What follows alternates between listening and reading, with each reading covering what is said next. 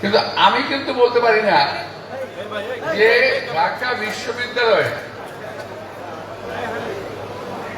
জামাতে ইসলামীর এত ভোট কোত্থেকে আসলো। আমার তো হিসেবে মিলে না ভাই।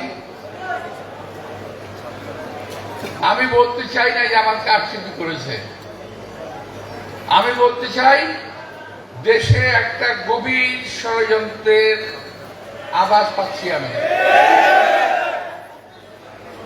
কারণ আমরা যখন বিভিন্ন দল একসঙ্গে বসি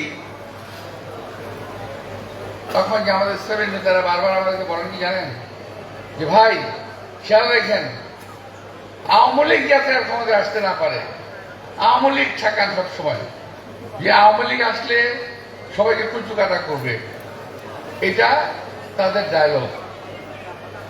আমরা সেভাবেই চললাম, আর তলে তলে আওয়ামী লীগের সঙ্গে আঘাত করে ছাত্রলীগের সকল ভোট জামাত নেই।